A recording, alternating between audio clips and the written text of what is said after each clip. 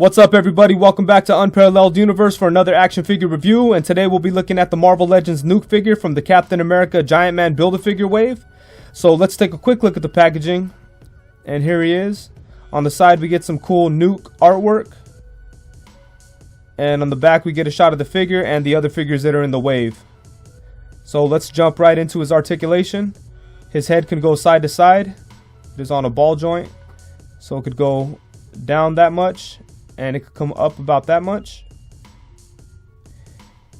He has an ab crunch that could go about that much forward when it has the vest on, and it could go this far back when he has the vest on.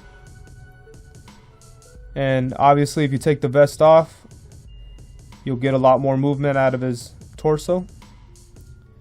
So without the vest,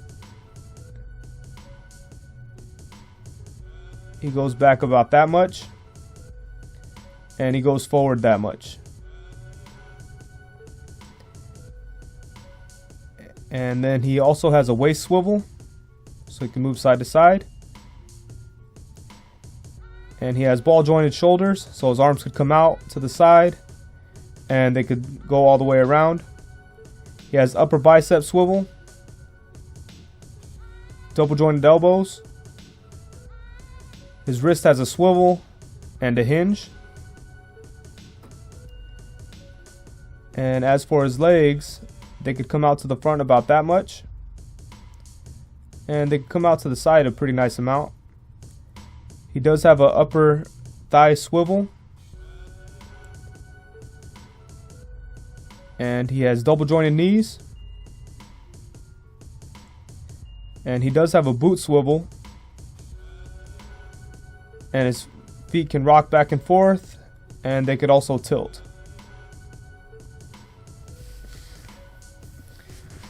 So it has a standard amount of articulation for a Marvel Legend. Now let's take a look at his accessories. He comes with two different heads. This being the first, is the more classic look for him. And then this one, which I think is more the look that he had during the Thunderbolts, when he was in the Thunderbolts. And it also comes with this very nice looking knife. I think it's the same knife that came with Warpath from a few years back. And it fits very nicely into here. So that's very cool. And then it came with this ridiculous gun.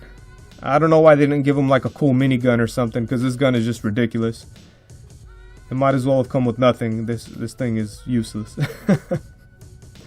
And they did try to customize it so that it fit Nuke a little bit, but it's still just horrible. I think it's the same gun that came with the AIM Soldier. For some size comparisons, here he is next to Marvel Legends Machine Man and Marvel Legends Venom.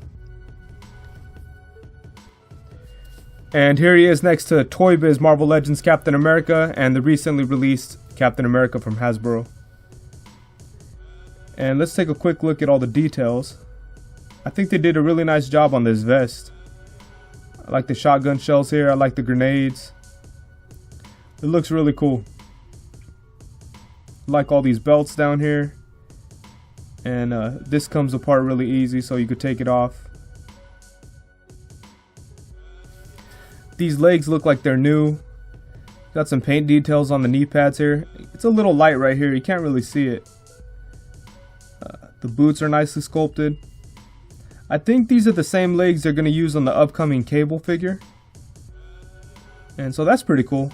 I really like this Nuke figure. I'm really surprised on how much I like it. I didn't think I'd like it. It really makes me think like what Hasbro could do if they did like a G.I. Joe line. It really felt like a big G.I. Joe figure. Yeah, it's really cool.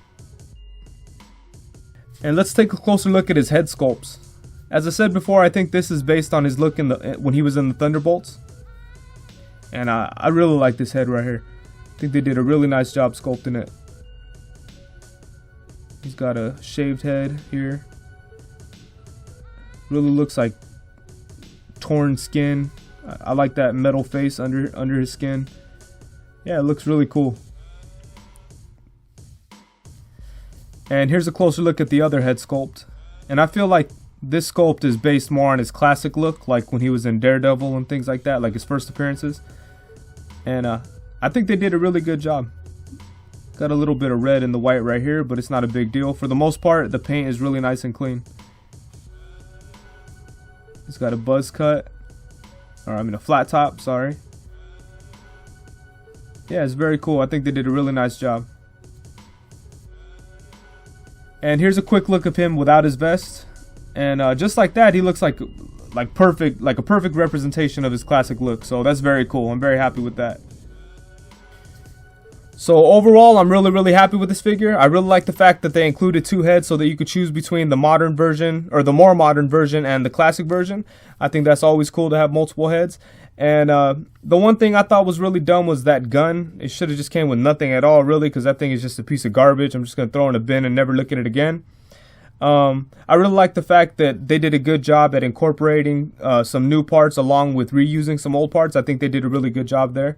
And this figure really made me think how cool it would be if Hasbro did a 6-inch G.I. Joe line. This figure just felt like a G.I. Joe figure to me, but like in 6-inch form. So that's really interesting. I think they do a really good job if they went ahead and did that. And yeah, so that's it. Thank you very much for watching. Please be sure to check out CoolToyReview.com. Also, if you liked the video, be sure to like, comment, subscribe.